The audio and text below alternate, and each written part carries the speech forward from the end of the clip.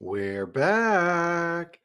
Welcome everybody to another episode of League One on the Rocks. It has been a couple weeks, but here we are. We are back, ready to go. Continue with this no off-season talk. My name is Rich. You can find me on Twitter at I'm Rich, but I'm not. Joined as always by the birthday man, Brian. You can find him on Twitter at Mediocre Ace. How you doing, man? I'm doing good. It's been a good birthday so far, so um, can't complain. 33 is not any different than 32. I'll tell you that so far, anyway. So far, So far, we'll get there. eventually, maybe. Yeah. Well, I have another background behind me.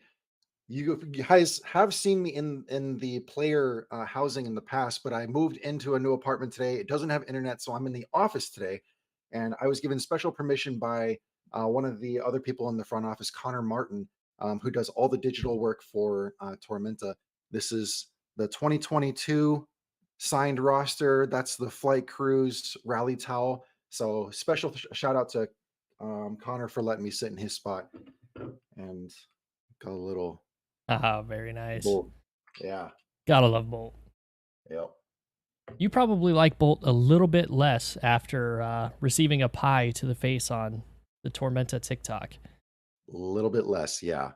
First time meeting Bolt and I get a pie to the face. I mean, come on, man. So on brand for Bolt. Yeah. No kidding. Well, what are you drinking tonight? I'm going into the spotted cows. I still got a few left. I haven't been doing a whole lot of drinking on my own, so trying to get through them as best we can on the show. Yeah. Now, some of my friends down here will tell you that will disagree with this statement, but I have not been doing a whole lot of drinking.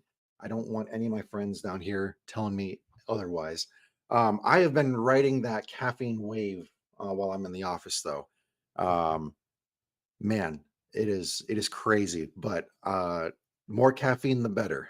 Yeah, So I think so. With the amount of work that you're doing out there, you're gonna need all that yeah, caffeine.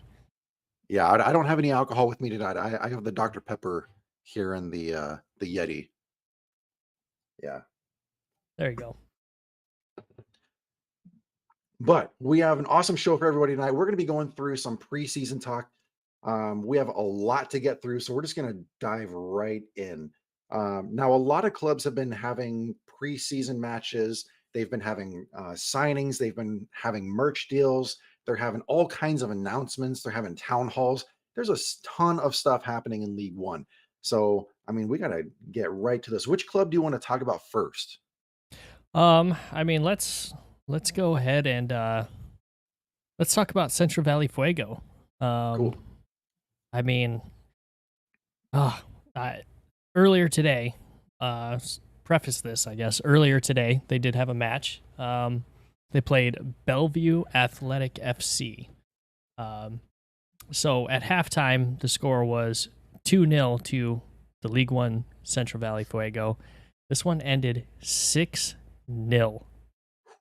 Four unanswered goals after halftime. Yeah. That that is insane. Like, are we gonna have to be on the lookout for Fuego this year? Are they gonna have a huge amount of scoring? Well, see, that's the funny thing because I mean, we still don't even know who's playing for them. They haven't been announcing any of their players. No. Which, I mean, shouldn't really come as a shock, right? I mean, Yeah, after last year, we should be used to this by now, but yeah, still a we, little bit strange. yeah. We've been around long enough. We know some of the tendencies of the clubs around League One. Hmm. Yeah. And I mean, 6-0. Granted, I don't know much about Bellevue Athletic FC. I don't either. I don't know what they play in. I don't know what anybody on the team. So, excuse me, take that with a grain of salt, I guess. Yeah, But still, 6-0 in your second preseason match is it's rather impressive, no matter the opponent. yep, Should also talk about, I mean, on Sunday, they did play Monterey Bay FC. They ended up losing 2-1 at halftime. It was draw. It was a draw, 1-1 though. So obviously Monterey Bay a team higher up than them, so you kind of expect them to lose. But looks like they put in a good fight, and Yeah. with their social media team, who knows? Who knows what they did? Who knows if this was even played? We just don't know. Um, but yeah, I mean, Monterey Bay was a decent team last year, so Yeah. Quality opponent and a good result against a quality opponent. mhm. Yeah, I think anytime you hold somebody in a league higher than you to 2 goals, and only lose by one, that's a good day, especially for Central Valley. Yeah. And it looks like they have 4 remaining preseason matches, and 2 of them are against USL championship clubs, whereas the other 2 are against colleges and universities. So let's see. Next Wednesday, they're going to be playing Sacramento Republic, and then they play California State University Northridge, followed by Fresno Pacific University, and then they finish off their preseason schedule with a February 28th match against Oakland Roots. Yeah, obviously, Sac Republic is going to be a real benchmark for them. Obviously, preseason doesn't mean a whole lot. I mean, there's a little bit of precedence for teams that do well in League One in the preseason doing well in the actual League One season. So, Yeah. do I 100% agree with preseason wins equal a quality side? No, probably not. But there's enough data to suggest there is a correlation there. So, Yeah. teams got And to take it that serious. creates a lot of good momentum for Fuego fans having Jermaine Jones come in here, having they just signed a couple new coaches too, so having a big win against, Bellevue Athletic. I mean, it gives all their fans all the right optimism heading into the regular season. Now, they do have some tough opponents coming up, but I mean, they got to be feeling pretty good right now. I think so. Um, definitely some measuring sticks coming in. And there is already some guys in the live chat. So, Ranting Blue Penguin Media saying, "What the fuck? He's already gone full ibis, and he took Brian with him." Yeah, obviously, I've got the Tormenta FC training top on, and then the nice scarf. So big shout out to Rich and everybody over at Tormenta getting that out here. I really enjoy it. I love the look of this kit, and obviously one of the best colorways in League One belong to Tormenta FC. So big thanks for them. I haven't done a beer fridge update in a little bit, but I do also have 2 South Georgia Tormenta stickers on the beer fridge that will be making an appearance Yeah, soon. So very big shout cool. out and thanks to you guys for that. Um, and Alex Ashen, League One Updater, pointing out that Bellevue Athletic is their partner youth side. So, and then Tim clarifying that they're a development agreement with Fuego, they're a UPSL side, or Okay. rather affiliate partner. Um, Still Seattle area UPSL side. So that's solid. I mean, you beat a development team, but still, like I said, six goals is a lot of goals, man. Yeah. Especially Yeah. for a team that struggled last year. Yep. And then Wooden spoon winners. yeah, Tim with Ranting Blue Penguin Media again saying, "Dear Fuego, enjoy the hope. It is the first step on the road to disappointment." So getting shots in early. Yeah, man. Tim coming in early and often on this one too. So appreciate you being here too, Tim. Just because we're in the off season doesn't mean the banter has to stop either. Oh So no, it don't let's stop. go full steam ahead. That's the best thing about this league. The banter never stops. Yeah, I mean, you go in on Twitter today, even Omaha Social Club poking a little bit of fun at Forward Madison. that was good. It's another good one, man. That There's was good. now we just gotta hope they come back with something, and then we get the banter rolling because believe it or not, we are less than a month out from the first matches starting. So Yep. we're getting there. For anybody who doesn't know what we're referencing, the Nebraska Humane Society sent out a tweet where they had the dog like poop bags, and on one of the pink ones they wrote Ford Madison on there. So I mean, you gotta love it. That's good stuff. So that's some good banter. There's some good comments come out of that. But just go check out Social Club or Nebraska Humane Society to find out exactly what that looks like and what that entails. Yeah. Um, but getting a little bit back on topic, I guess. Yeah, Fuego is. They did, as you said earlier, they did hire another assistant coach, Mike Ellis, Ellis? I think. Oh, Elas, Elias. Elias. Yeah. Jeez, already I'm in mid-season mispronunciation form right now. So, Or is it Elias? mhm, Dude, we are already we're in already there. mid-season form. Look at this, man. um, so when Mike was hired, he was asked what attracted to him to the coaching opportunity, and he said the chance to work with Jermaine Jones. Um, and later on in that interview, also said, "Quote: I feel that Fresno is a hotbed for soccer and want to work together with the coaching staff to bring pride to the region and its community." End quote. So definitely sounds like a guy who's got his head in the right space. Yeah. Yeah.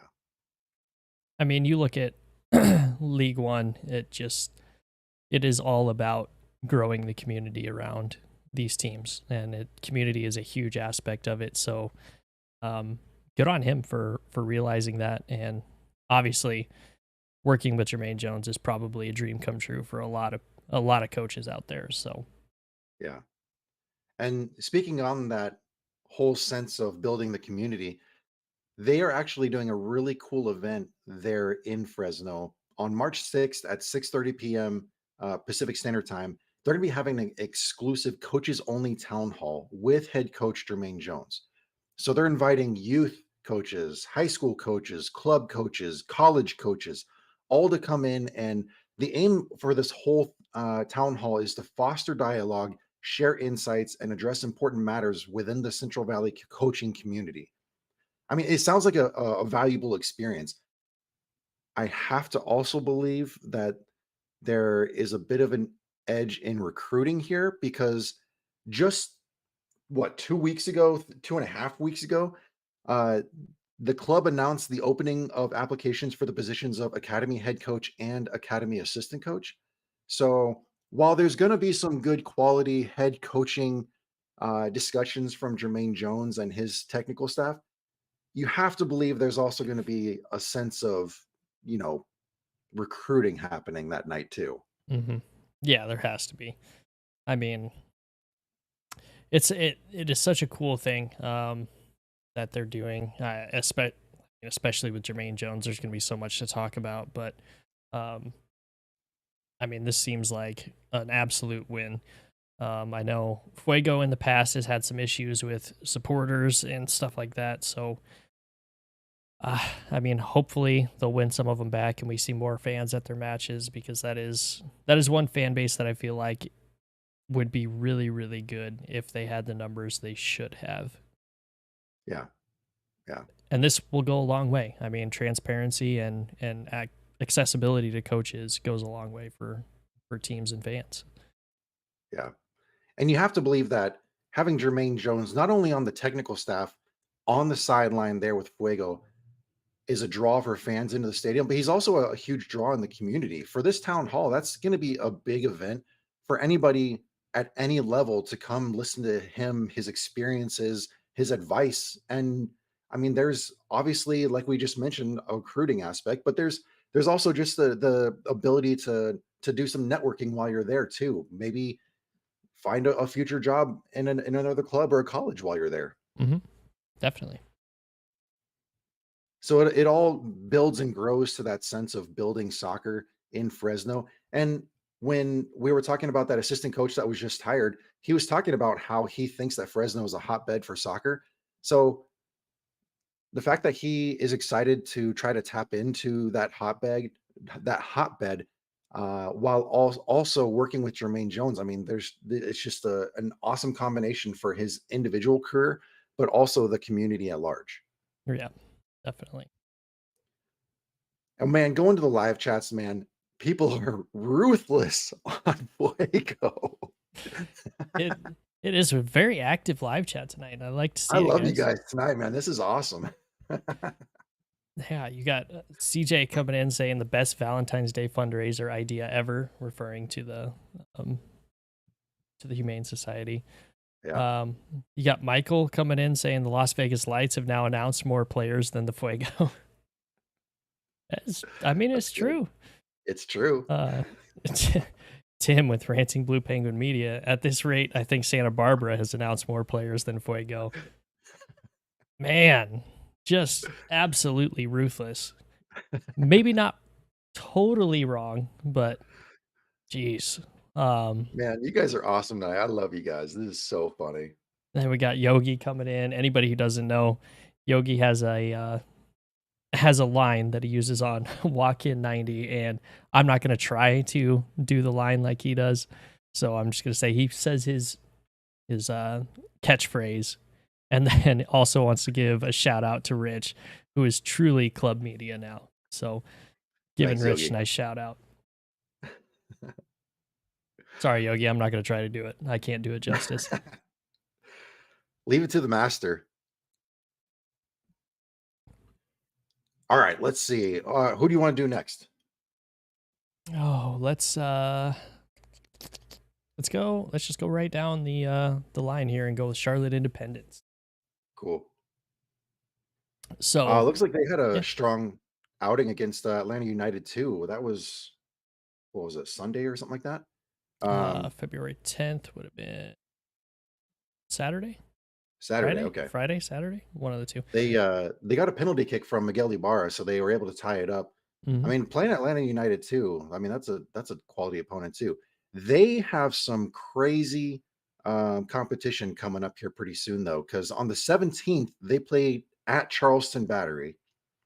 On the 21st, this is where I get really interested in this one. On February 21st, they play at North Carolina FC. Mm. This is a rematch of the 2023 USL League One final, and we're doing it in the preseason. Mm-hmm. Like, that's how crazy this is. I Please tell know me that that is North open to the Carolina is now public. in championship, but to go back and say, like, all right, let's run it back. That's Yeah. awesome. Please tell me that's going to be open to the public and or televised somehow, some way, because I need to see it. We need Yeah. to So get. when you go to Charleston's preseason schedule, the only one that says that it's closed to the public is Columbus Crew Ooh, 2. So NCFC could be open to the public. And where am I at on February 21st? Oh, well, I mean here in town, but damn, I'd love to be up there, that's for sure. yeah.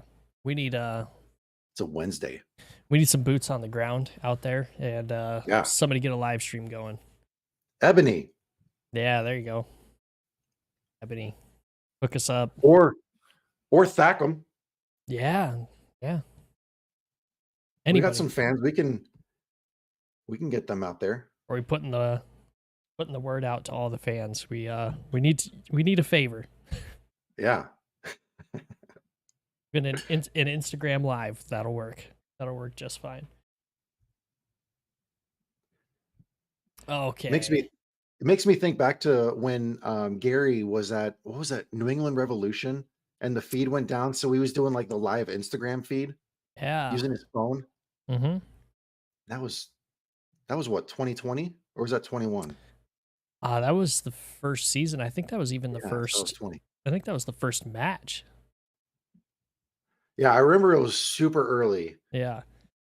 but I thought that was absolutely hilarious that he had his phone out and he was doing the recording there. Mm-hmm. I mean, yeah. I think I was. So that was it was out of the Capital District.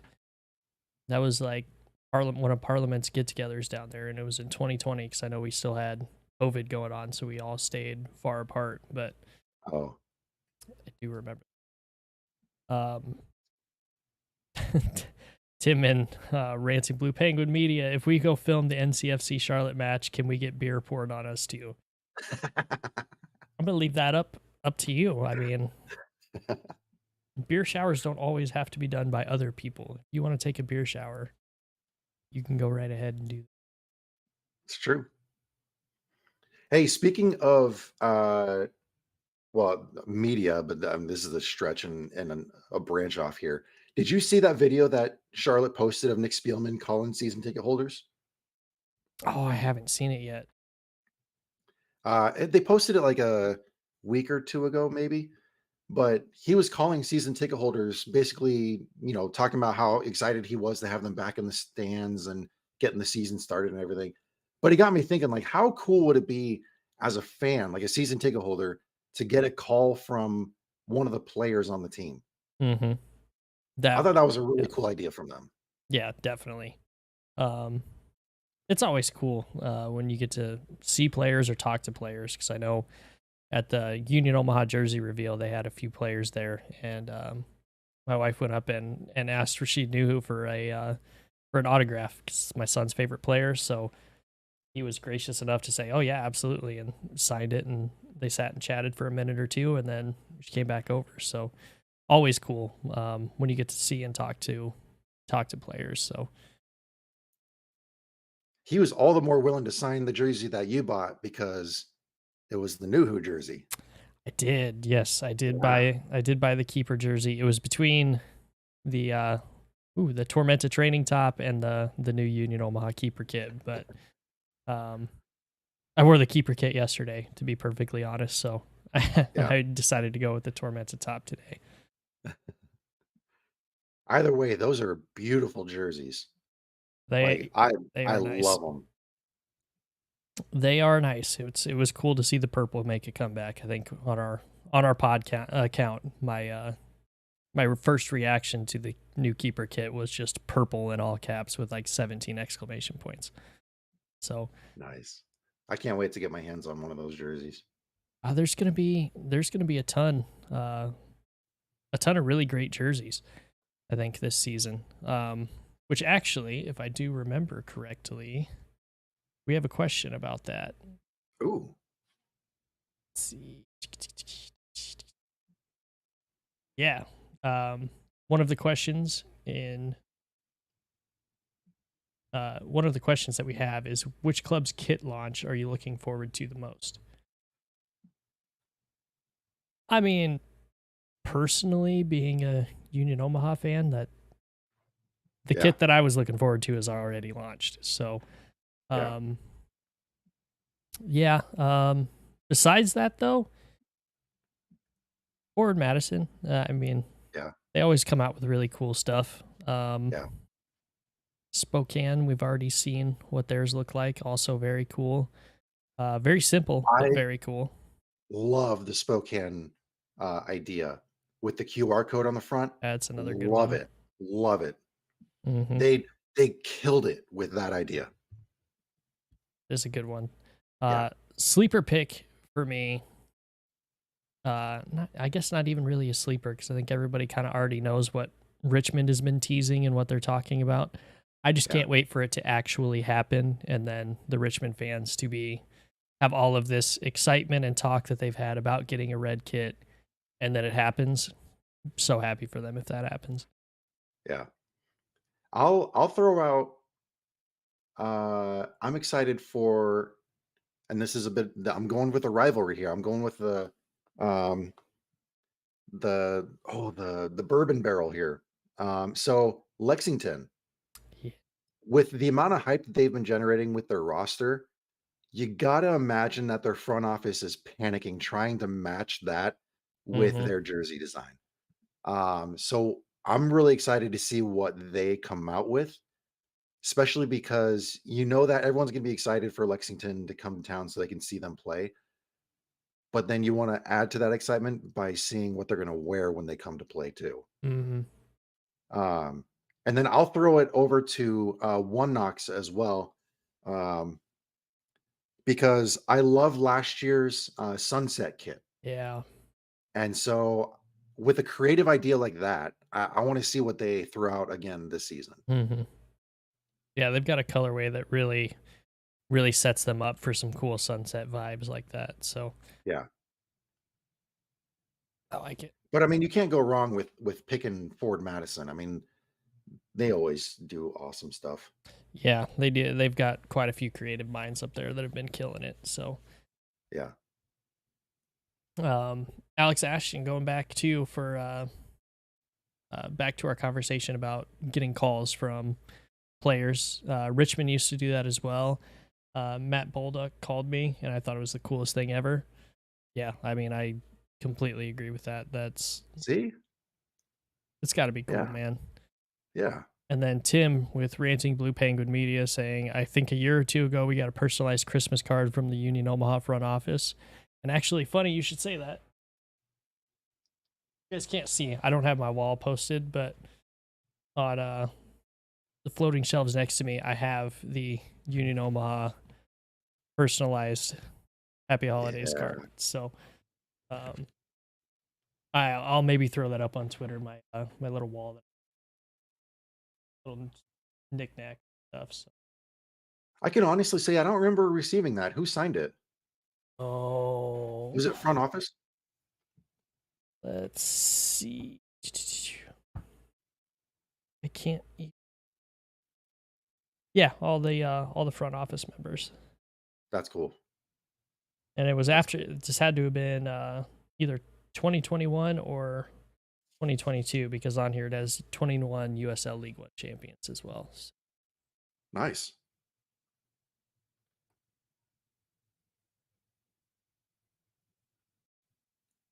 oh, out in Richmond, you got personalized video messages this year. Also, really cool. Jeez. They got some good stuff going on there in Richmond. Yeah, No they wonder do. people want to come to City Stadium. Yeah, no wonder they come in 6,000 strong every single week. Another trend which I hope continues this year. I mean, it was Yeah. great to see that place stacked and rocking like it was. I mean, obviously, as a Union Omaha fan, I want Union Omaha to have more fans than that. But I mean, with a place like Richmond, with the all the history and everything behind it, it's just really cool. Yeah. And Alex and Yogi, I will be in Richmond. So we gotta exchange some messages here soon to try to line up a time where we can cross paths. Yeah, definitely. Alex, attendance champions. Like, Yeah, yeah, true. hey, championship is a championship. You gotta take them when you can get them, right? Yep. All right, where did we leave So off? if we're going down the list, I mean, next up is Chattanooga Red Wolves, and I'll be honest here. I feel bad for their fans for the preseason schedule because every single one of their matches is away and it's closed to the public. Mhm. So for some of these matches that may be within driving distance, you can't even drive to go see it because it's going to be Right. closed to the public. That's just it's which leads to a question that we have later on in the show, but I'm going to bring it up here and now. Hmm. I'm going to start it off with the question that just popped into my head, and I'm going to throw it at you, Brian. All right, let's do it. Which is more annoying, when a League One club does not announce their scores from a preseason match, Hmm. or when it's closed to the public? Oh, more annoying.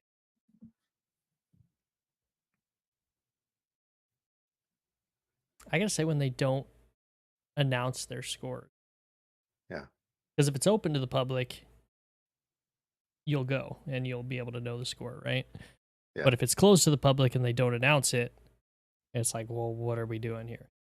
yeah, I mean, I get it. You probably don't want to pay the social media team to come out and and do the live tweeting of it, but just yeah, hey, heads up, we won blank blank, we lost blank blank, anything. But I mean, I yeah, guess the league did do something for it too. So yeah. They do have that that preseason tracker. So I mean, you can see some of the scores that are coming through. Yeah. It'd just be nice if it would be more present on social media, I guess. Yeah, I agree with you. All right, so let's follow that up with the question. I think that was from Tim, wasn't it? Um,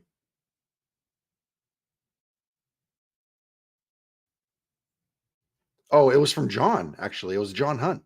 You can find him on Twitter at J_Hunt1123. Don't forget to go check out Bluegrass Soccer Cast. Hmm. But his question was, should preseason games be kept as secret as they are? I mean, I don't think so. I mean, you don't even have to give the goal scorers or anything like that. Just a hey, we won or hey, we lost, I think is good enough for most people. Yeah, I agree. But I mean, of course, we'd all love to know the score. I mean, I'd rather just be there, but I mean, Union Omaha doesn't have any that are open to the public here in Yeah, Omaha, at least. So yeah. I'll be right back. yeah, so we'll move along a little bit here. All matches close to the public on February 10th. Chattanooga um, played against Huntsville City FC, so the affiliate club for the MLS side, and lost 2-3. Um, they have some exciting games coming up here in the rest of the preseason. On February 17th, they're playing at Birmingham Legion. February 21st, FC Cincinnati 2 in Atlanta. The 24th, they're at One Knox, so look out for that one. That might be a possible look into the regular season. And on February 28th, they'll be playing Charlotte FC of MLS Next Pro at Crown Legacy, and then March 2nd against Atlanta United 2. Man, Atlanta United's getting their League One fix this preseason. I mean, all you guys had to do was stay in League One. Yeah, Uh, I had to go close the door to the office because there's a the fire detector started beeping. It was either that or it was the carbon monoxide alarm going off. So if I start getting a headache and passing out, you know which one it is. oh man. Well, at least somebody will be able to call the ambulance for you. Yeah, there we go. Uh, I mean, yeah, it's the Atlanta United 2 is going through, but um, I mean, Chattanooga, Huntsville City, you lose 3-2. That's probably not a horrible loss. Who knows, honestly, though. I think after 1 week Yeah, in the preseason, it's really hard to tell. yeah. Um, but I mean, got some goals, so I think Chattanooga's going to have a good squad this year. Um, so it's going to be fun to see how they do against some of these other clubs. mhm. This okay, so we're going to talk about this a couple times tonight, but I find it so weird that League One clubs are going to be facing off against each other in the preseason. Now, I know that we just talked about Charlotte, North Carolina, and that's a different situation because North Carolina is in championship now. Right. But for Chattanooga to play One Knox in preseason, there's another one that we're going to be talking about here pretty soon. It's so weird to me. Like, why would you play someone in your league in the pre elsewhere before you play them? Mhm. I One has to wonder how many trialists each of those teams are going to be playing in that true. match. Yeah, I think you might have your starting rotation of like 3 or 4 people, um, but I think you probably rotate pretty damn heavily for that, yeah. or maybe And you I get don't. it. And I get it. Like other pro leagues do it, but they're also a closed system, and there's not a competing league. You know, so soccer's different. You should be playing everybody else. Right, I agree.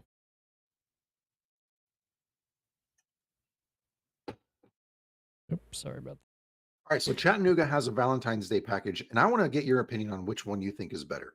that. Okay. So for $45, you can get 2 general admission tickets to the home opener against Union Omaha, Hmm. which will also include a Red Wolves hat and a pair of socks. Or Okay. you can spend $75 and get the red home kit with the hat, with the socks. Um, so $45 or $75. Which one are you good, or which one are you taking? Ooh. If I'm a Chattanooga fan, Yeah. I already have season tickets, so I'm taking that $75 kit, hat, and socks. Man, you're set up for the whole season.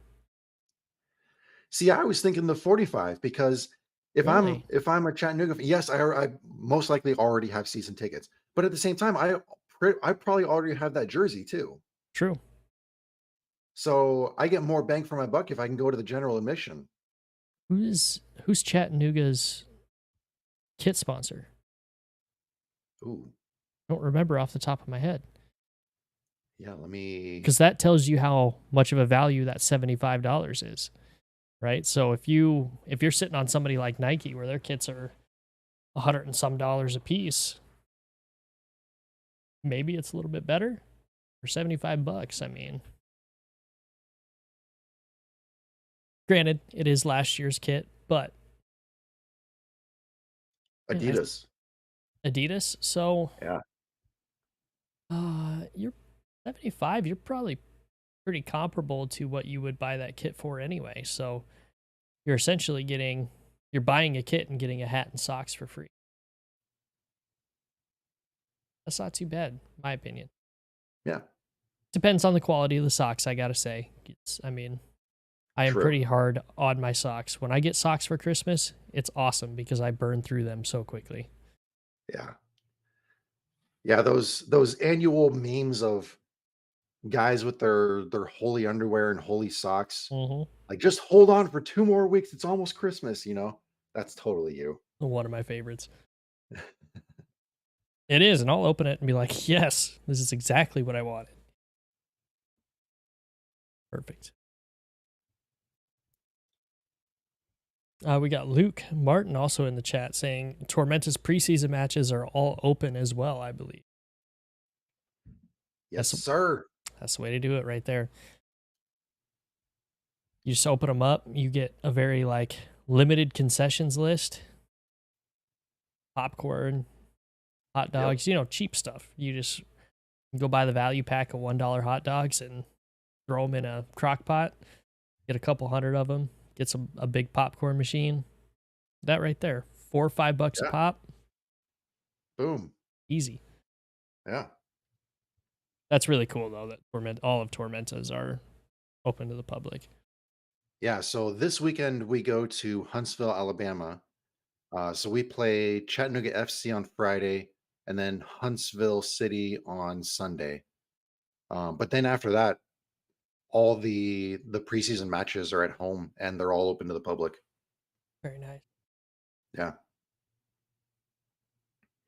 And it's awesome for us in the front office too because Hmm. it allows us like multiple dress rehearsals before the home opener against Central Valley Fuego. So we can work out those kinks and make sure that the experience for all the fans that are attending the regular season matches is as good as possible. Um, so it's nice. That's a definite benefit for us. But Sure.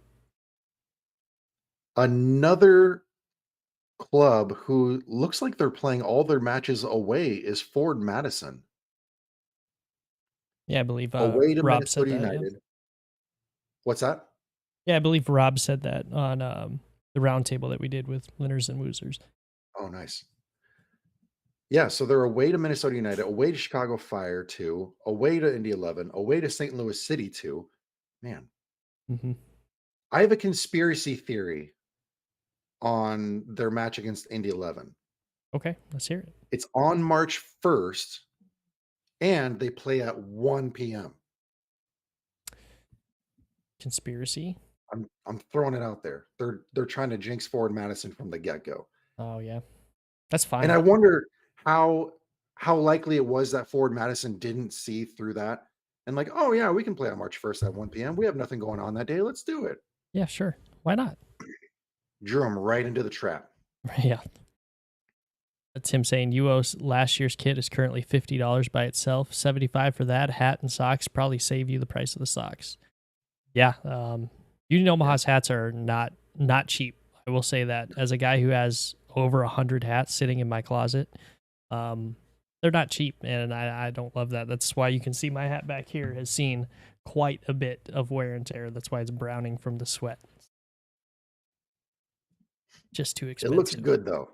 It does look good. That is my favorite one that they've ever done. So if they could Yeah. re-release that, hint hint nudge nudge, Union Omaha marketing department, that'd be terrific.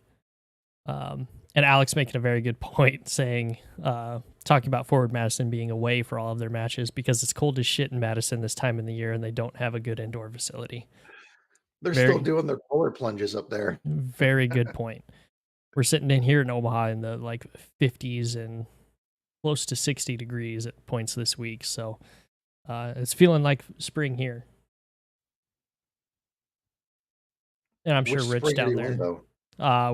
We're in fall spring for sure. We've got at least 2 more good snows. Oh man, That's how it always I'm goes. so sorry. I You know, walked out to my car earlier this week. I think it was Monday morning. I walked out to my car and there was already like a layer of pollen, like just oh, resting on my windshield. Like, oh, son of a, like, here we go. see, I feel like that's one of the like unspoken things about living in the South is like if you Yeah. have seasonal change allergies like I do, like it hit me really hard and it only went up from like 30 to 55 and I got hit really hard with allergies. Like I'm actually happy we didn't do a show last week because of that. I was just in misery the entire week. And now it's going to get cold again and I'm going to have to redo it all. It's just horrible. So I can only imagine down there in Georgia that seasonal allergies must really suck. Yeah. It's not great. Another club that's playing all their matches behind closed doors. Okay, everybody like just become Richmond fans because all their matches are open to the public or Tormenta fans for that matter. Greenville is playing all their matches behind closed doors. What is happening, man? They did play Charleston Battery on the 9th. They lost 3-0 um, to a good Charleston Battery side. Let's be honest, that is a very good side as well. So Yeah. no shame in losing 3-0 to a side like that. But I mean, common theme again here: Atlanta United 2 on February 17th, and then they play Furman University on February 23rd, which makes sense. They're in their facility, so it only makes sense. It's technically a home match, I guess. Who's going to wear the I home mean, kit in that one? it's a home match for both teams. Yeah, both teams are the home team. Are you going, ooh, primary on primary? Which, okay, I got to get into that because this has bugged the shit out of me ever since I've started watching like soccer or actually any sport. If the primary kit colors are distinct enough, you should always play primary on primary. Oh, you think so? Greenville and Omaha, green and black, you can tell those two apart really easily. They should always wear their primaries against each other. I don't need three different kits if you have distinct colors for each team. I love to see that color balance. I don't like the light and the dark. I want to see vibrant colors. The only one I think you would really have trouble with, Tormenta and Madison, probably could not do primary on primaries. Yeah. Other than that, Richmond and Uh, Chattanooga, if Richmond yeah, goes to the Red Kids like it's been rumored. yeah. Ooh, that's actually not a horrible take. I see the logic in it. I like it. Michael, actually, you know what? Michael in the chat says in all caps, no Greenville Lex primaries, and then said, sorry, caps. You don't need to say sorry. I did not even think about that one. I agree with you wholeheartedly in full capital letters. No Greenville and Lexington primaries. Unless Lexington goes with a primary black and Greenville's a primary green. Yeah. Sorry, I You had see to now get you're that rant catching all out. those loopholes. Yeah, there's too many. I didn't think that one through. I'm going to be honest with you guys. It came from a good place. I just want to see cool color kits on the field. That's all. Or everybody gets a color rush third kit. How about that? You pick one of your secondary colors, and that is the primary color of the kit. My wallet's gonna hate me for saying this, but like, just give me all the kits. Yeah. That makes me sound like such a Forward Madison fan too. Like, just give me all the kits, you know. But no, but I mean, I'm sitting here looking at other teams' merchandise, and I'm looking at all the jerseys they have, and I'm thinking, yeah, I want that one, I want that one, I want that. I mean, just yeah. Yeah. I definitely plan on buying that One Knox Sunset kit because they just announced that it's on sale, like 25 or 30% off or something like that. Nice. I definitely plan on getting one of those if they have my size. Yeah, for sure. Tim with Ranting Blue Penguin Media again saying a keeper outfield swap night. Solid one. I like it. Yeah, that's not bad. That's a Uh, great idea, actually. Michael also coming in. Lexington secondary cover green again, going to look like Seattle's color rush. See Fair. what you started? Yeah. And then CJ saying, "No, Rich, you sound like Braden." All the kits, all the time. Hey, if I get to be more like Braden, I think that's a great deal. That's I'll take solid. that one. Yeah. Very solid. Um, so we'll move along to the next one here because we do have quite a bit to go through, and we are at 50 minutes already. So, Oh my gosh. Knoxville, one Knox. February 10th, they played Chattanooga FC to a 0-0 draw, but it was abandoned at halftime due to weather. So, unfortunate there, but again, it is preseason, so take that with what you will. February 17th, though, this is interesting. You don't see these a whole lot, but a triple header versus Lincoln Memorial University, Carson Newman University, and Young Harris College, all Yeah. on the same day. Yeah. That's crazy. I wonder if they're going to be like shortened matches. You got to think they're only going to be. They might just be full running clock, no stoppage time. Yeah. Maybe an accelerated clock. Every 1 second is actually 2 or 3 seconds. Or like, when you're playing FIFA or something like that, and 45-minute match takes 45 minutes of a match takes 3 or 4 minutes in total time. Yeah. So we did something weird. Well, not, I don't want to say weird. We did something unique for the Tormenta home match against Mercer. We did 3 periods of 25 minutes, and the 2 intermissions were 8 minutes long. There you go. So, I mean, you ended up playing just short of a full match, Mm-hmm. but you get those 2 intermissions where you can make adjustments, you can make a bunch of substitutions. So we got to see a bunch of new players, different player combinations. It was cool. Yeah, for sure. You got to do that in the preseason a little bit too, especially if Yeah. it's open. Might as Yeah. well just have some fun with it, Yeah. All right. So I propose a deal, like an impromptu deal with you and everybody that's watching and listening. Okay. We just did half the league. Mhm. And we have plenty of other stuff to get to. Do you want to do the other half next week and then get down into the US Open Cup and all the questions? Yeah, let's do it. Okay, cool. That sounds fair to me. I like that. All right. So the other big piece that we wanted to talk about tonight was the US Open Cup news. Now, if you are a subscriber to The Athletic, you've likely read the article written by Jeff Reuter already. And this shows all the drama that is happening behind closed doors.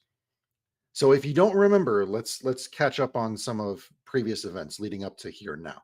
In December, MLS announced that its intention to replace its senior squads with MLS Next Pro players. Mm-hmm. Now, less than a week later, US Soccer came back and said, no, they denied that request. So there have been some press releases back and forth. The MLS intends on removing their clubs from the competition entirely because of fixture congestion. while also giving their MLS Next Pro teams the opportunity to play at higher competition levels, which I find a bit of a weird logic there. But, anyways, according to this article, there are nearly daily discussions happening regarding the US Open Cup between MLS Soccer, US Soccer Federation, USL, and other leagues. Um, so if you look at the schedule for the US Open Cup, it starts March 19th, which is Hmm. 5 weeks away.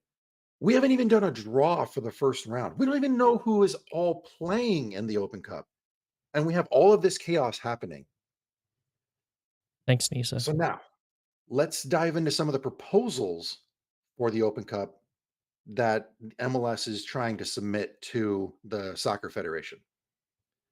9 US based MLS clubs would not participate because they qualified for the 2024 CONCACAF Champions Cup, one of which would be Houston Dynamo because they're defending champions. Now, Dynamo would also be given the option whether or not they wanted to compete in the Open Cup and if they wanted to defend that title. Proposal number 2, clubs would be able to choose whether they send their senior squads or the MLS Next Pro, which I find not a great deal if you look below the surface because MLS Next Pro is on the same level as USL 1. And if they are going to be going instead of the senior squads, then these Next Pro teams would be entering later in the tournament. So that doesn't seem right, I guess. No, I don't know. no, not at all. And then proposal number 3, clubs would be allowed to double their roster for the competition, which essentially is the same thing as number 2 because you're bringing up those next pro players to play for the senior squad and enter the league or enter the competition at a later stage. Essentially the same thing. Hmm. This was proposed because the US Open Cup does not have a specific roster registration process or stipulation system. Hmm. Excuse me. So we have 3 proposals that have been submitted from MLS to US Soccer with, as we said, daily conversations happening about what is going to be, I don't know, what this year's US Open Cup is going to look like. If you look at some of MLS's grievances, they don't want MLS clubs facing each other until it's quote unquote mathematically unfeasible. And this again goes into the US Open Cup stipulations. They do not have limitations on matchups within the same league. We see it all the time in the early stages. Whether it's I mean, any of those lower leagues, they those two face off against each other all the time. Hmm. Now, here's one I know that Brian is passionate about here. The one of the only stipulations for Division 1 status in the soccer pyramid for US Soccer Federation is a US based team that must participate in all representative US soccer and CONCACAF competitions for which they are eligible, which would be the US Open Cup. Hmm. And so now the big thing here is the pro league standards from US Soccer Federation. And this is also going to be a crucial matter because there's still an antitrust lawsuit happening between US Soccer and NASL because NASL feels that uh, the federation had broken the law to prohibit the NASL or other leagues from challenging MLS atop the US soccer pyramid. There's a lot there to break down. Hmm. So, to give us the best opinion on the matter, Brian, what are your thoughts? Yeah. Uh, Rich knows this because when we text about it, I get pretty heated and passionate about it. I personally, MLS needs to be in the U.S. Open Cup. for it to stay feasible, for it to be a draw still, even if they don't promote it or do any of the things they should, with it being the oldest tournament in the States. Some of the proposals are just ridiculous. I mean, the first one, 9 of your MLS squads are not going to participate because you qualified, quote unquote, for this brand new cup, and then they want to talk about fixture congestion. Dude, you created fixture congestion yourself by creating another tournament. And in my opinion, you created a new tournament, so which tournament needs to go away? The newest tournament needs to go away. Not the tournament that's been around for, this is their 109th year. Like, no. That's no. As far as being able to choose whether or not you send your senior squads or next pro, that's ridiculous as well. There are no roster restrictions in the Open Cup. You can sign your entire next pro team as your one team if you really wanted to. The only thing stopping them from doing that is their own bylaws that say you cannot do that. So if MLS really wants to do that, they need to change their bylaws. It should not be on the Open Cup to change their rules because MLS feels like they don't want to change their own. The third one, obviously, is my opinion, the best one. You force MLS to stay in the competition, but you can double your roster for the competition. I mean, it's a no-brainer. You change your bylaws and say, even add a stipulation. You can sign double your roster for the US Open Cup. You can even just say that. I don't care about MLS wanting clubs to not play each other until mathematically unfeasible. That it's ridiculous. It's competition. It is a cup. You don't see teams like in the FA Cup, you don't see Liverpool and Aston Villa complaining that they have to play each other. They just do it. Do they send a lot of their younger players? Sure. But they still play the game. They don't complain about it. And then the thing to me, like with MLS trying to throw their weight around like this and being the only Division 1 side, I mean, it's put right there. Part of stipulations to be Division 1 is you participate in all competitions for which you're eligible. It's cut and dry. That's what you have to do to continue your Division 1 status. If MLS doesn't want to play in the Open Cup and they want to play in this made-up tournament that they just made up this last year, okay, you're free to do that, but you lose Division 1 status. Simple as that. That to me, it is ridiculous that U.S. Soccer Federation doesn't sit there and push their own weight back at MLS and say, okay, if you don't want to follow the rules we have set in front of you, you're no longer a Division 1 side, you're a Division 2 side. I don't even care if you take USL Championship and put them in Division 1, or you just don't have a Division 1 side. U.S. Soccer is going to set a pretty dangerous precedent with allowing MLS to push their quote-unquote weight around. And if they fold on what they have already said, that they will participate, if they back off of that, I mean, that just, all respect for U.S. Soccer Federation gone. If you can't stand up to your league, there's plenty of other leagues in this country that you can work with that would be happy to be in the Open Cup, USL being one of them. Obviously, USL takes the cup more serious than MLS does anyway, but to me, it's ridiculous. I'm so sick of MLS trying to downplay the importance of a over 100-year-old tournament. And then Tim makes a huge point here as well, saying, would that be the same U.S. Soccer Federation who has MLS with 9 out of 17 votes on the professional council because of reasons? Yeah, and they have 9 of the votes, and I think the most for the other one is NWSL with 4. NWSL. USL gets 2, and everybody else gets 1. It's just ridiculous, man. U.S. Soccer really needs to put their foot down and say, no, you are going to participate, and it's going to be your first squad. What you choose to do with your own rules is up to you. So let me grill you with some questions here, because I think this is a really good conversation, and I think there's a lot of different angles that we can take for this thing.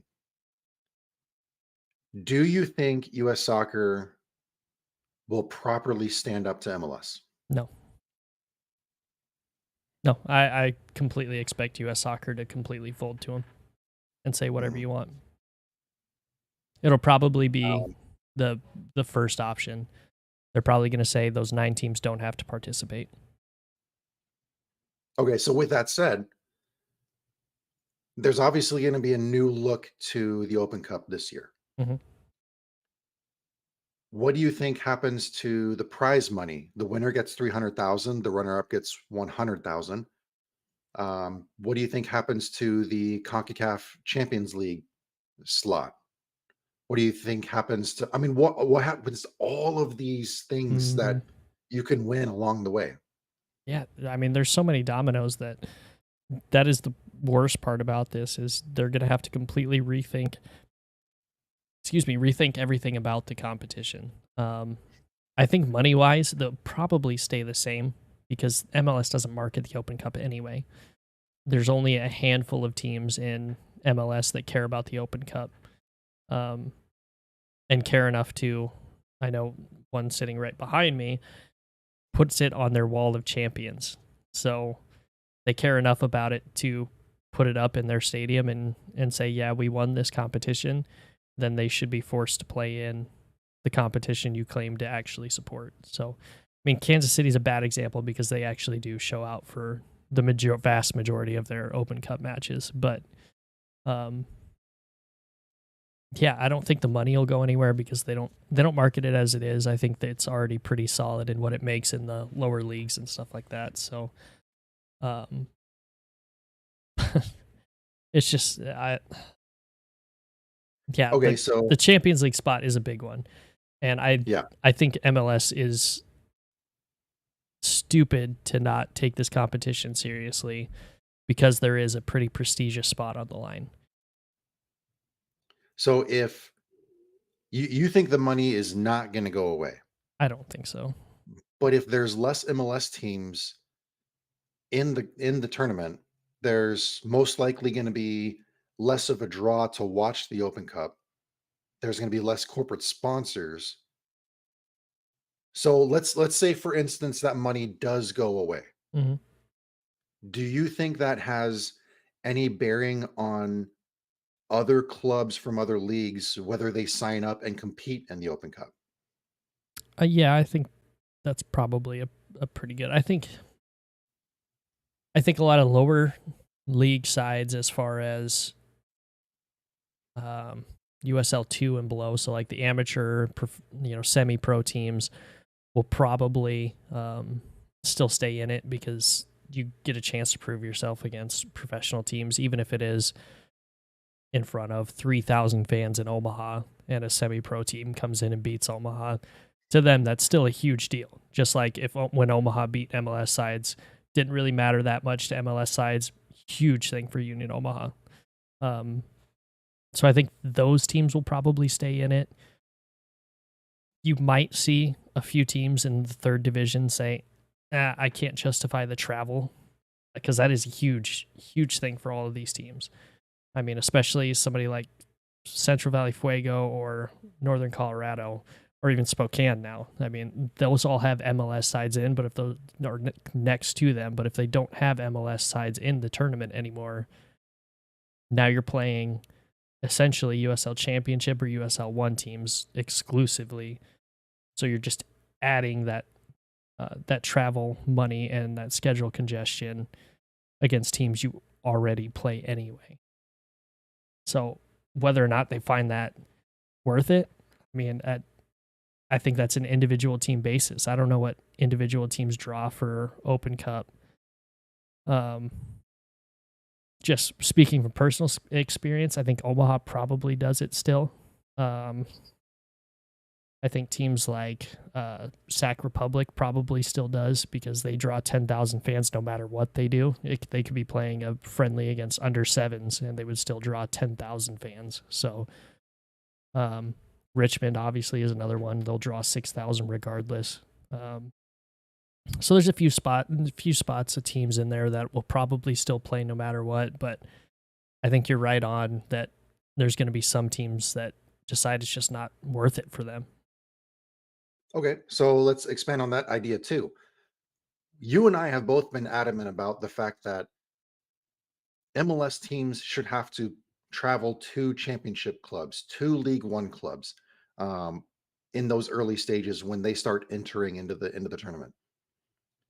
What about lower division clubs when League One clubs, when championship clubs start coming in? Um, there's a whole money aspect to this too, because if you're hosting, you pay for the other team's travel, you pay for their accommodations. What if they can't afford that?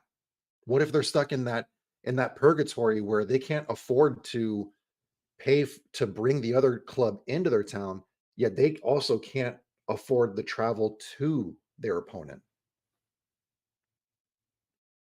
God, yeah, that's a spot where U.S. soccer probably needs to step in at that point. If all let's set the precursor that MLS isn't going to be in it anymore. They get exactly what they want, which I think is probably the most likely scenario. So the top league that you have is Division Two.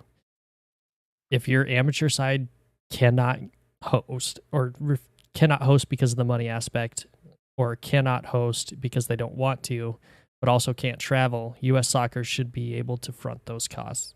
U.S. Soccer is not a broke organization. It's not a federation that loses money year over year. We can see that from MLS. MLS makes money hand over foot every single year. They're not broke. They can justify it if they wanted to. It's just how much do they value the Open Cup? And I think it's really going to be on display here when they make a decision on what MLS gets to do. Because that's what it is. MLS is going to do whatever MLS wants to do. They will find a way to do the thing they want to do. It's Yeah. just, is U.S. Soccer going to put up a fight on it or not? So you brought up another point that I want to challenge. I'm sorry to put you on the spot. We're going to get to a bigger message here. Um, if U.S. Soccer foots the bill for that lower league side that's either hosting or they're traveling to the other team, Mm-hmm. um, let's say that U.S. Soccer foots that bill. Let's say that lower division side is the last remaining and they win that prize. Does it go to U.S. Soccer? Does the club get to keep it? Mm.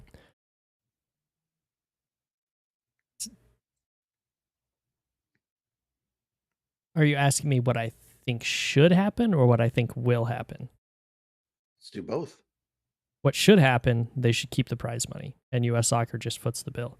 What will happen is they will pay back U.S. Soccer for whatever expense they spent. Yeah. So this whole discussion wasn't me just trying to poke holes in your argument or anything like that.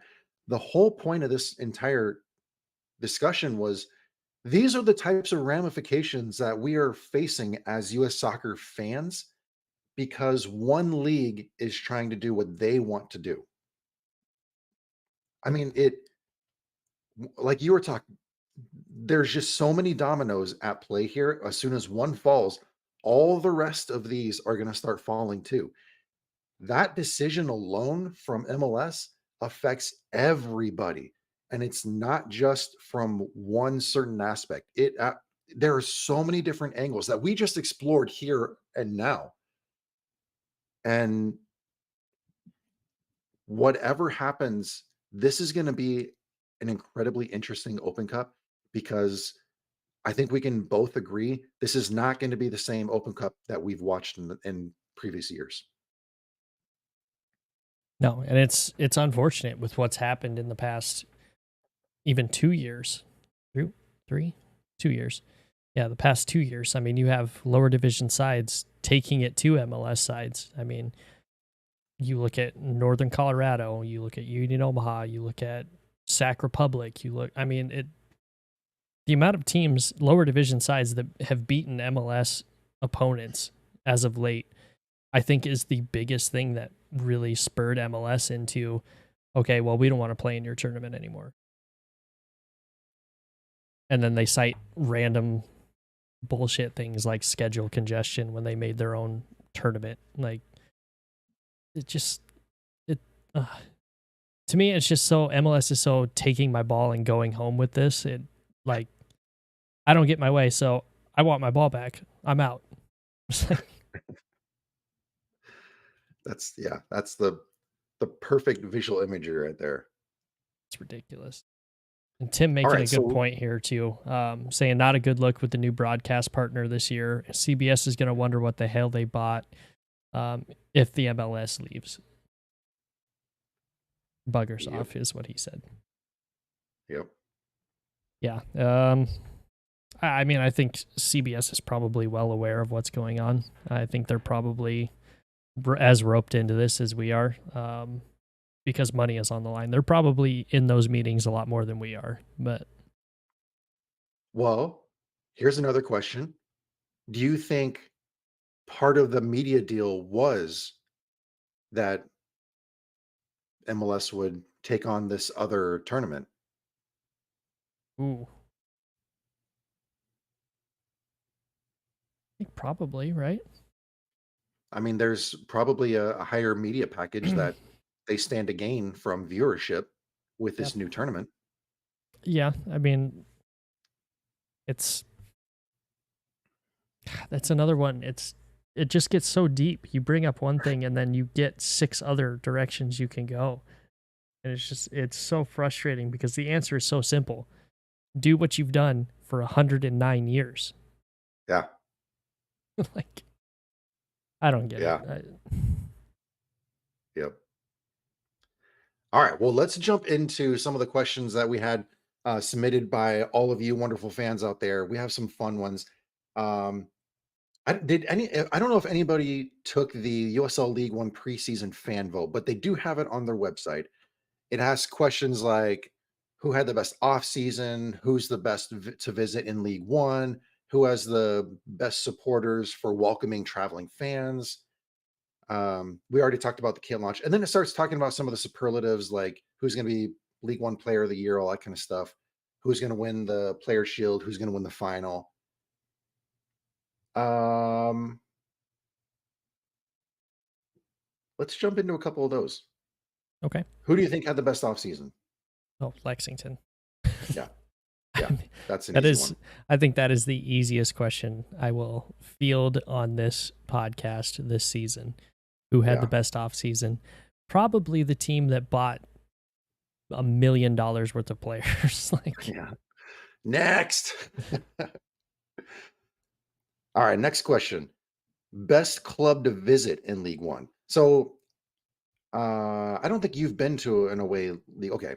Which one looks to be the most fun?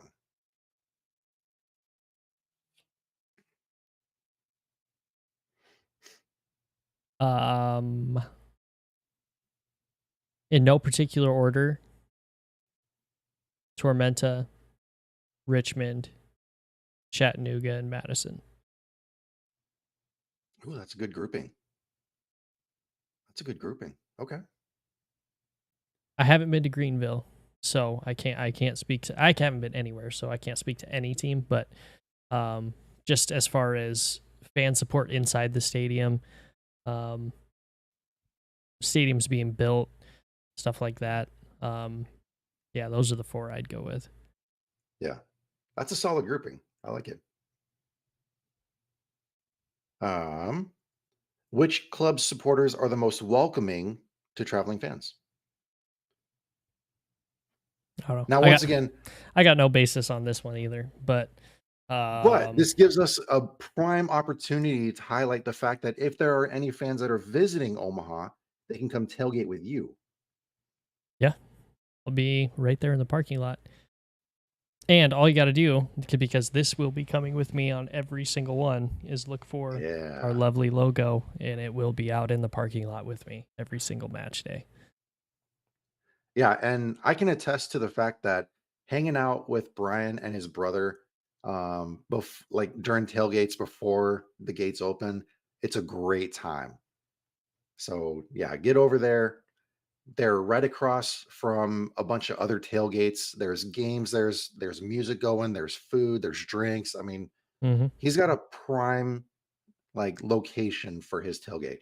Yeah, and shout out to Omaha Parliament, which is catty corner to me, and then this is only going to make sense to Union Omaha fans, but the Raka Raka guys are right across from me, and those guys are insanely hilarious as well. So, Yeah, that's a fun group. oh, and also just down the way as well is Omaha Social Club. So, there's a Yep. pretty Yep. vibrant tailgating scene in Omaha for anybody that hasn't been. So, if you get a chance, definitely come and check it out, and let me know if you come down. I'll have a few beers or whatever beverage of your choice ready for you. Yeah, if you decide to take a hike in that, parking lot, you can get back to like the Benson group as well. Yeah. I mean, Hmm.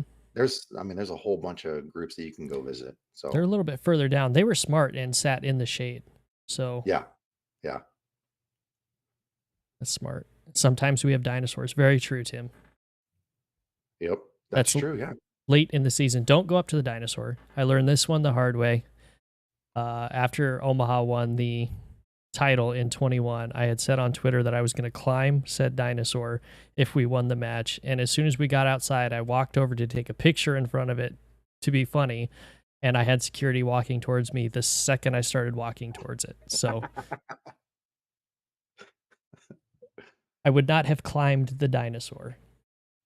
They had facial recognition on that stadium. They were looking for you, man. I think so.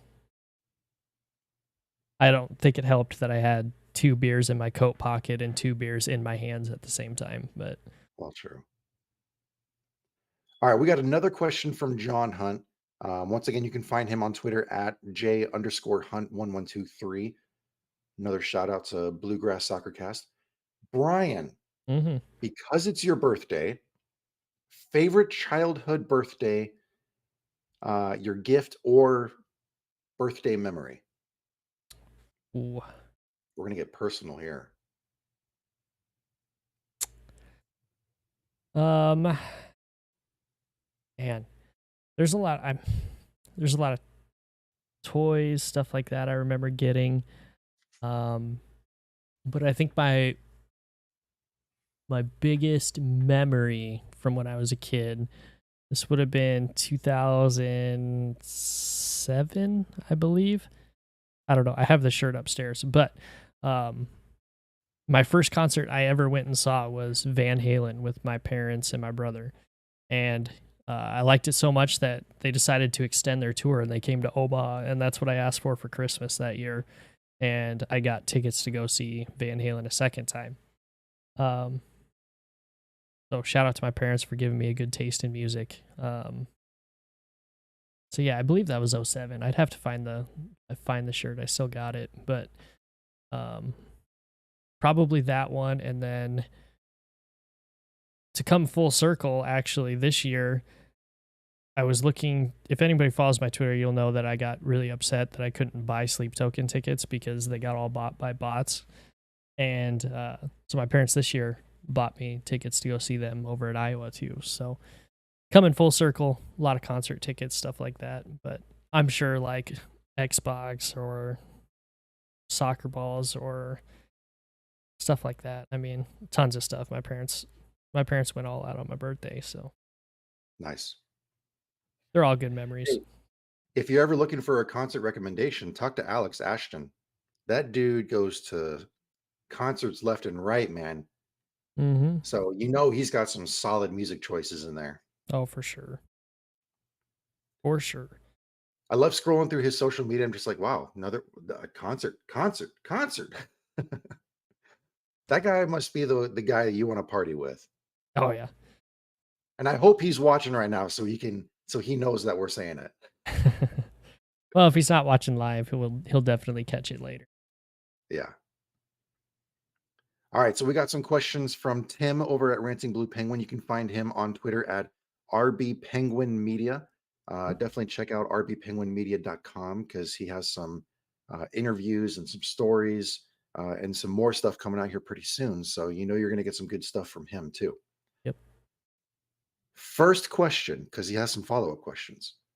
Short of promotion relegation, should every USL League One team have an eventual goal of being able to move up to USL Championship? Hmm. I don't think every team needs aspirations to go to championship. I think most clubs' goal, obviously, being a business, is to be profitable. You can be profitable in League One. Um, there's certain kind of goals that I don't know if they've ever been said out loud, but it's been speculated, right? So to be financially viable, it's somewhere around 3,000 fans per match. We have three teams in League One right now that are hitting over that mark, and another like three teams after that that are damn close to that mark. Um, so I mean, should they have that goal? I don't think it's necessary. I don't even think all of those teams have that goal. I believe it's Forward Madison has come out and flat said, no, we're just fine in League One. So, We've um, also heard Richmond say that too. yeah, Richmond, Madison. I mean, I'm not going to hate on a team that doesn't want to move up a division because that comes with just a whole another big can of worms that you have to get into. Um, but no, I don't think you have to have those aspirations. I think everybody should just want to be successful in season, out of season, just that whole thing. I mean, at the end of the day, it's a business, and if you can make some money and grow the sport and get involved in your community, I think that those should be your three goals, and probably in reverse order of how I said them, funnily enough. But Yeah. So we've heard rumors of a couple of clubs in League One possibly making the jump to USL Championship next season. mhm. If they do not, does that draw harsh, um, criticism against them for not making that move? uh, I don't think so. I think until a club comes out and flat says our goal is to go up to championship by X year, um, I don't think you can really hold them to a rumor that may have come out or they may have hinted towards. Um, Omaha is one of the teams that have said that in 26 they will be in the championship. So that way, I think you have to hold Omaha to their word because they've come out and said we want to be in championship, and this isn't the first time they've said it either. Yeah. Um, Gary Green, the owner, has said on multiple occasions, "My goal is to have a USL championship team." Does that goal change when he gets to championship? Does he set his sights on MLS? Who knows? But um, I think you can only take teams at what they have actually said. So for the majority of teams, no, I don't think you can hold it against them for not actually going. Okay. And Follow-up conversely, question. you can't for going down either. I mean, if it makes financial sense and it is, I mean, you look at NCFC or Richmond when we had the interview.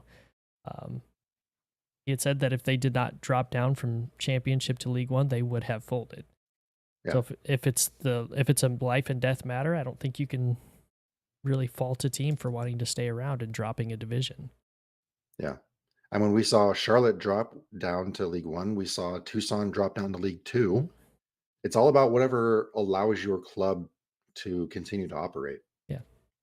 And speaking of League Two, the follow-up question from Tim: should all USL League Two teams have a goal of moving up to League One? See above answer. just Yeah. just change the names for me personally, anyway. Um, Yeah.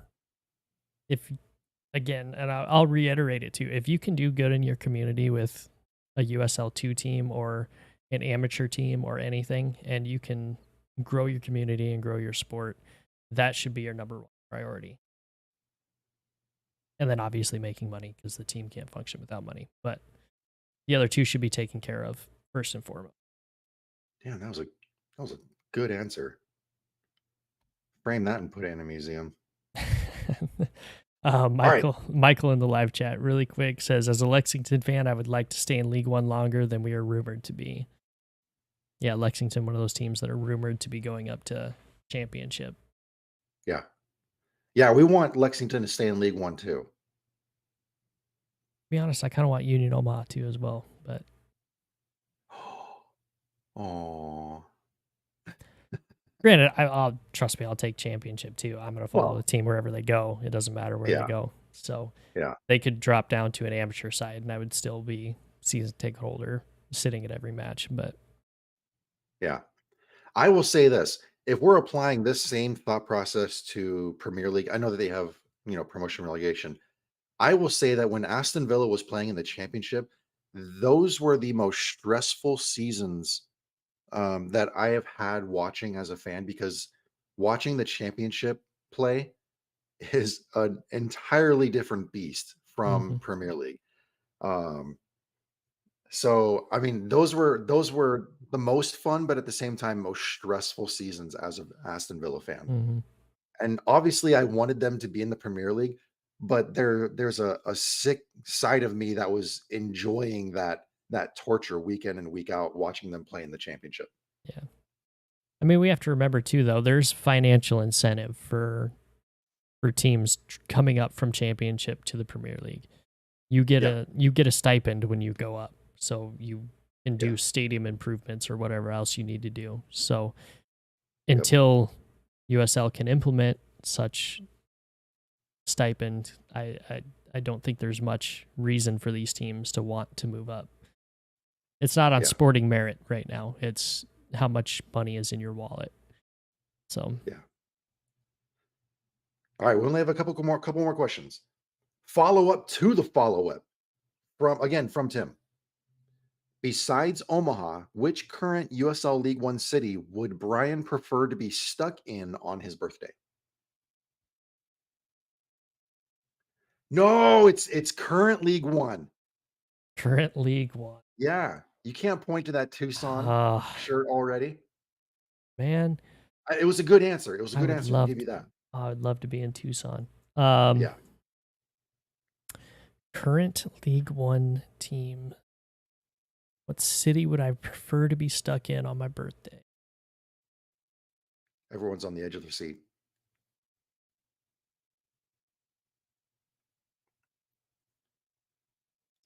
I would like to say not Colorado, California, because of the weather right now. Okay. But my actual answer is Colorado. Okay. I have been in that area of Colorado before. It is beautiful up there, Yeah. and I'd like to take the wife and kids up there too. So if I had to choose a city besides Omaha to be stuck in on my birthday, it would definitely be in Colorado. All right. So Nick and Rico over at Linners and Woozers, they win that one. All right. Last question, and we saved a good one for last. This one is from Geo. You can find him on Twitter at GeoConis at 10 on Twitter. If the Last Jedi was a League One team, who would it be? Oh, Let's, Geo, let's sit back and relax on this one, man. This is good. Geo. Yeah, this is a great question.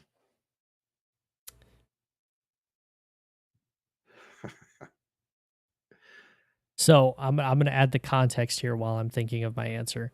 Um, Anybody who doesn't know, who may be new to the podcast, Star Wars is one of my favorite franchises in the world, and I have been super vocal about my dislike for The Last Jedi. I don't like it as a movie. I think it ruined multiple characters. I don't think there's a team in League One that has ruined anything, to be perfectly honest. Ooh, okay. Um, but in terms of being all flash and no substance, I think everybody can kind of see where this is going. But Yeah. it's forward Madison. Oh. I mean, come on. In all realness, though, like there's there's not a team that I dislike in League One as much as I dislike The Last Jedi. Yeah. Yeah. there's not a team. Well, nope, I take that back. There is a team that I hate as much as I hate The Last Jedi, and it is the Colorado Buffaloes.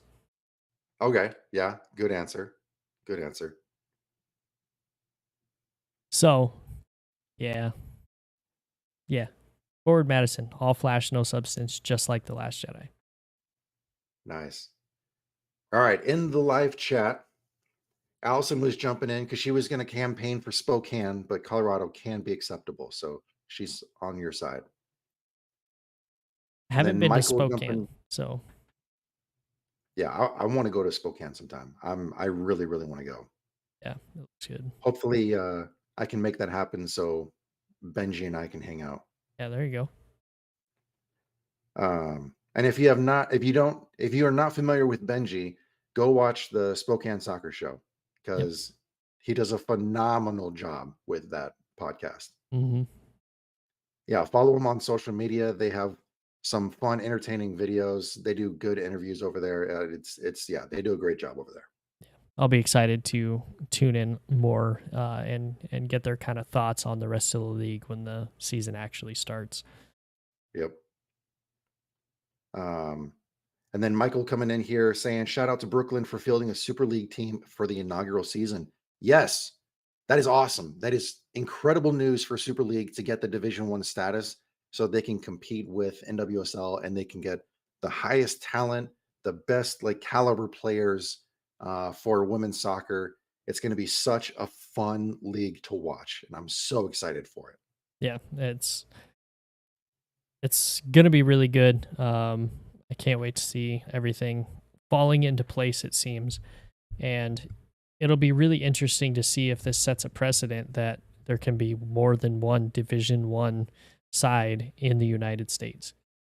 Yeah, I think there's enough talent here, and I think Super League getting Division One status shows that there is a demand and there is the talent here to field two top flight professional team leagues. So hopefully that precedent continues and builds into something else. But let's see. yep.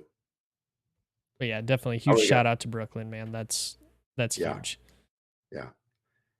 I got two quick comments from Ranting Blue Penguin. We got on and all the merch. Yeah.